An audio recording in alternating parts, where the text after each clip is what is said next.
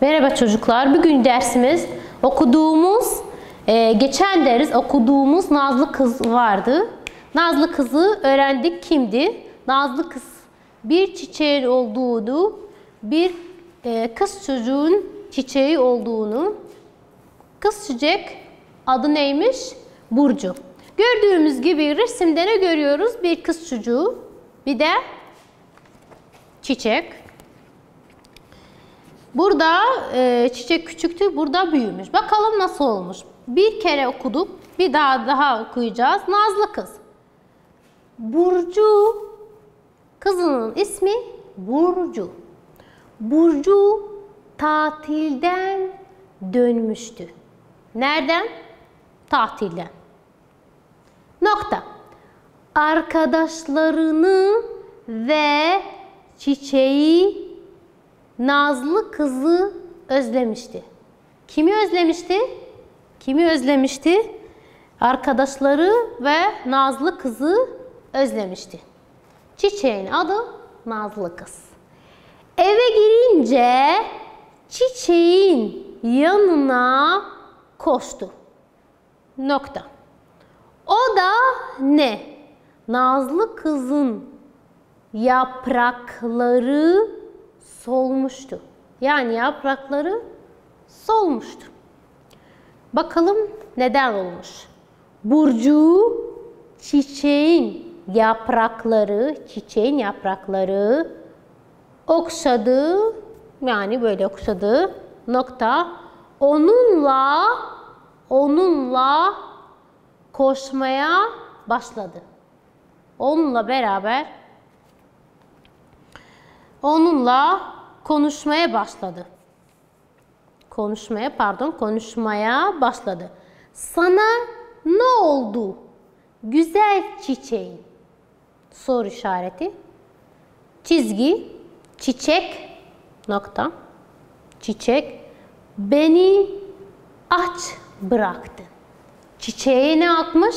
Çiçeğe aç bırakmış.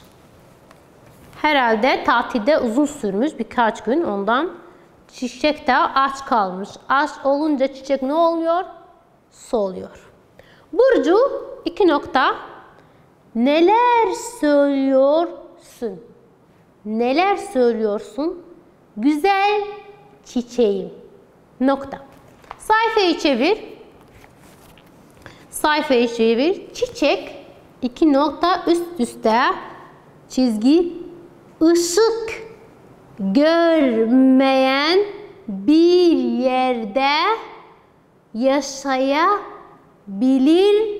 misin? Soru işareti. Burcu üst üste hayır.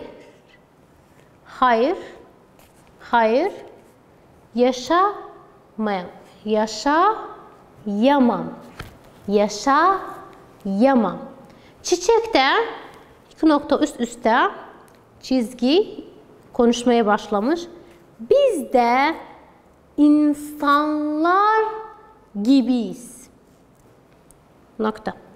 Biz de ışığa ve beslenmeye gereksinim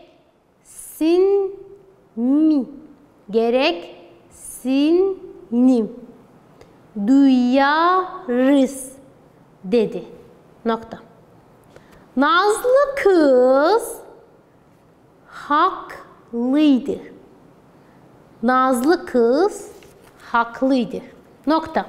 Burcu onu hemen ne yaptı? Hemen suladı. Balkona çıkardı. Nereye çıkardı? Balkona. Okula gitti. Ondan sonra ne yaptı? Çantanı aldı ve okula gitti. Okuldan dönünce çiçeğinin yanına koştu. Ne yaptı ondan sonra? Çiçeğini hemen okulda geldiğinde ilk ne yaptı? Çiçeğin yanına koştu. Okula gitti. Okuldan dönünce çiçeğin yanına koştu. Nazlı kız iyileşmişti. Yani iyileşmişti. Burcu'ya gülümsüyordu. Bakalım burada küçük, burada güzel olmuş. Ne yapmış? İlk önce onu bırakmıştı Nazlı. Nazlı kızı bırakmıştı Burcu. Tatile gitmişti anneyle beraber. Ama Burcu ne yapmış? Burcu arkadaşları ve çiçeği özlemişti. Geldiğinde ne görmüş?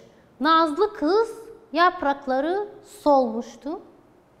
Yani Burcu çiçeğin yaprakları okşadı. Onları konuşmaya, onunla çiçeğinle konuşmayı başladı.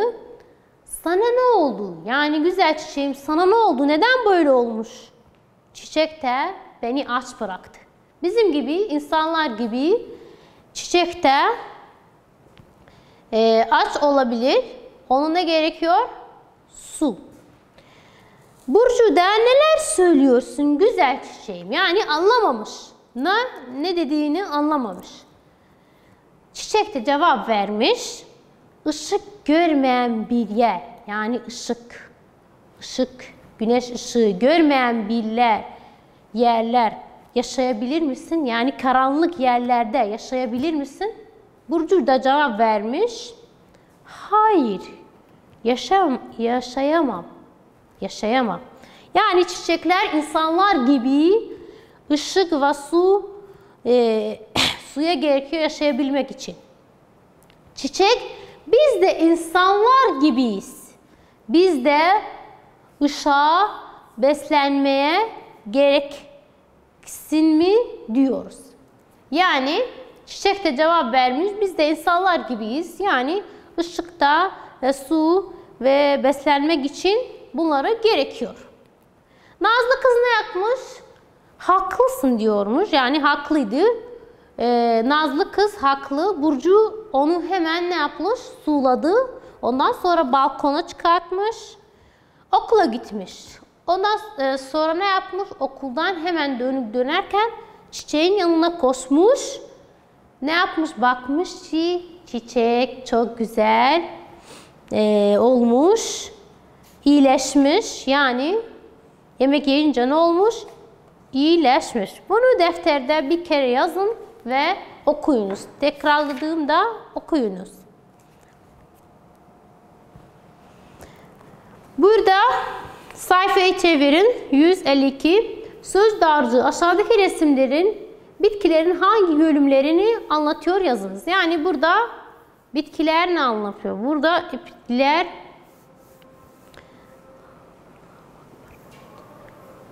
çiçek olmuş. Bu da yaprak. Nazlı kızın yaprakları solmuştu. Cümlesinde solmuştu. Sözcüğünü hangi anlamları kullanmış? Yani ölmüştü. Yani su yoktu. Beslenmemişti. Burada çiçek, yaprak ve solmuştu. Sözcüklerin birer cümle kullanınız. Burcu koyalım. Burcu çiçekleri sulamadı. Ondan çiçek ve yaprakları ne olmuş? Solmuştu. Aşağıdaki soruları cevaplayınız. Metin inceleme. Tatilden kim dönmüş? Hatırlayın, tatilden kim dönmüş? Burcu tatilden dönmüş. Burada Burcu tatilden dönmüş yazacaksınız. İkinci, yaprakları niçin solmuş? Solmuş. Çünkü onu sulamamış, bir de ışığı görmeden bir çiçeğin yaprakları ve çiçek solur. Nazlı kızı nasıl iyileşti? Nasıl iyileşti? Hadi bakalım. Hatırlayalım. Nazlı kız nasıl iyileşmiş? Burcu onu sulamış. Ondan sonra balkona çıkartmış. Çiçek de Nazlı kız iyileşmiş. İlk önce Nazlı kızın yaprakları ne olmuş? Yaprakları solmuştu. Burcu okula giderken çiçeği nerede bırakmış? Hatırlayın. Çiçeği balkonda bırakmış. Burcu'nun çiçeği iyileştiğinde ne zaman görmüş? Okuldan döndüğünde görmüş. Bunu gördük. Sayfayı çevirin. Sayfa 155. Dilbisi aşağıdaki çiçeklerin adını eleştirerek bilmediğiniz çiçek varsa adını arkadaşlarınızla öğretmeninize sorun. Yani bu çiçeklerin isimleri burada var. Biz eleştireceğiz. Şimdi birinci ne görüyoruz? Ne görüyoruz burada? Tahmin edin. Gül. Bunu çizin güle kadar. Birinci gül. Üzerinde yazabilirsiniz yani. İkinci menekşe. Menekşe. Mor menekşe. Diyoruz ki mor menekşe. Menekşe. Menekşe. İkinci yeşil olan menekşe çizin. Üçüncü ne görüyoruz? Papatya. Papatya en sevdiğimiz çiçeklerden biri. Papatya. Papatya. Papatya, mor olan papatya. Burayı çizin. Üçüncü. Dördüncü ne görüyoruz? Dördüncü tahmin edin. İki isim kalmış. Karnafil. Karnafil çiçeği. Pembe olan dördüncüyü çiziniz. Tamam. Beşinci ne görüyoruz? Tahmin edin, bir kalmış. Gelincik. Birinci gül. Birinci gül. İkinci menekşe. Üçüncü papatya. Dördüncü karnafil. Beşinci gelincik. Siz de bildiğiniz başka çiçeklerin resmini yaparak siz bir çiçek çizdiniz. Ondan sonra ismini yazınız. Biz lale ismi pek bilmiyorum. Lale. Burada lale çiçeği. Bir de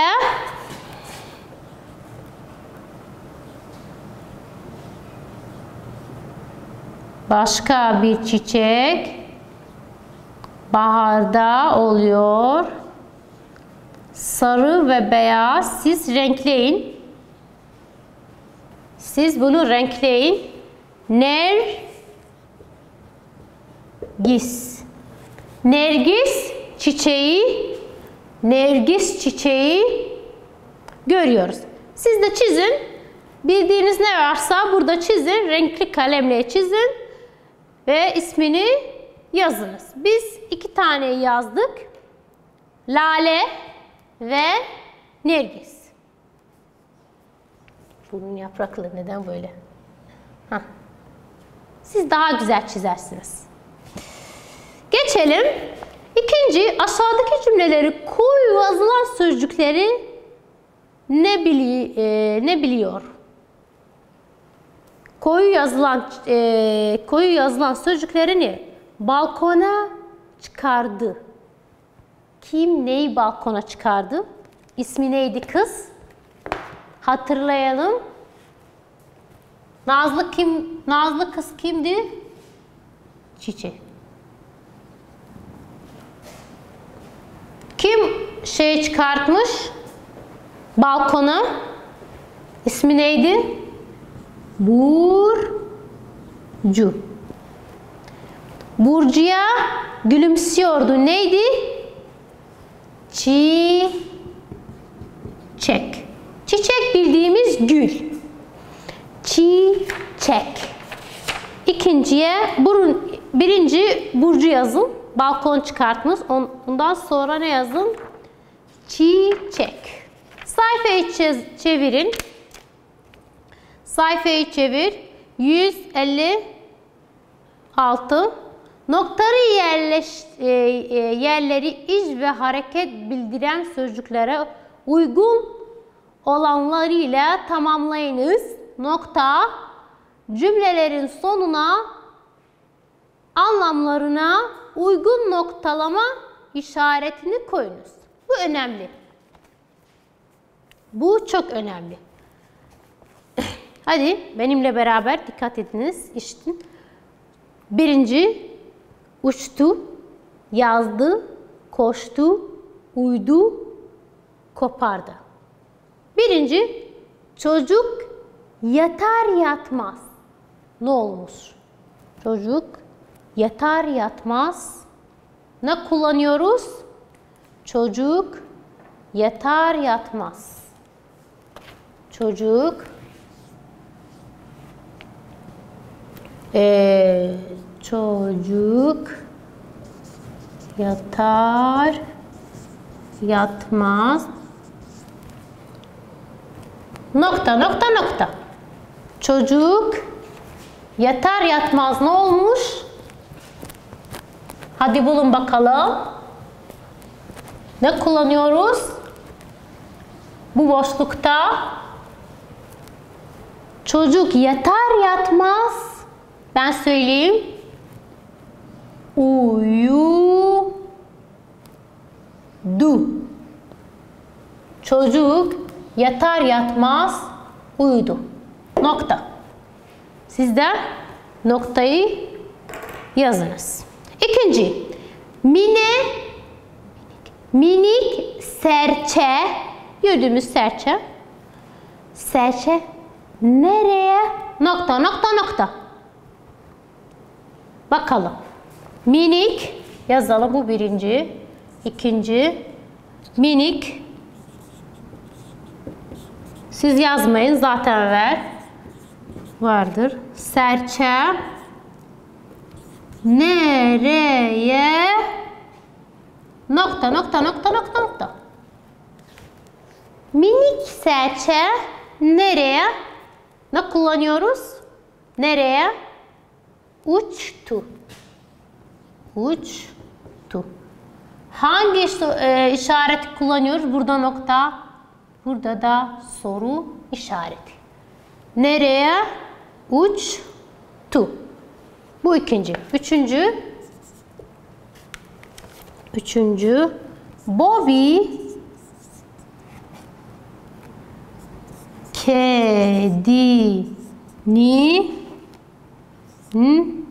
kedinin arkasından nokta nokta nokta nokta nokta.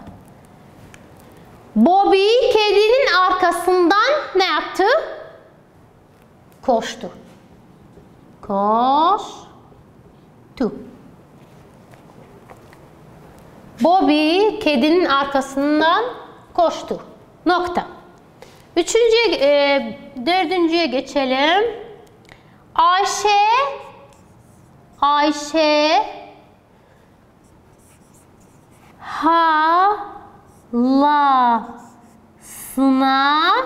halasına mektup ne yaptı? Neyi kullanıyoruz burada? Mektup ne oluyor? Mektubu yazdı. Nokta. Mektubu yazdı. En son ne var? Yaramaz çocuk açan çiçeği. Yaramaz çocuk beşinci. Yaramaz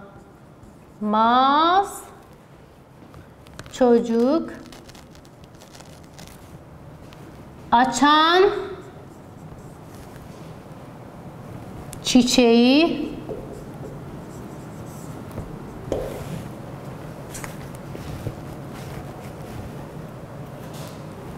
ne yapıyoruz? Bir tane kalmış zaten. Burada kopardı.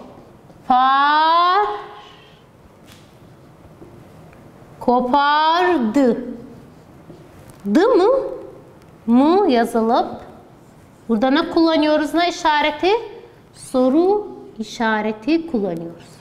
Yaramaz çocuk ne yapmış? Yaramaz çocuk çiçeği koparmış. Çocuk yatar yatmaz uyudu. Minik serçe nereye uçtu?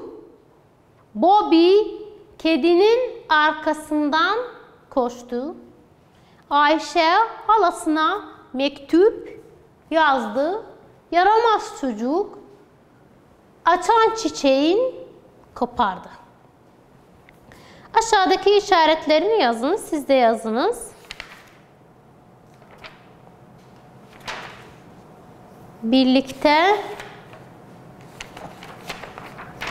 bunları okuduk.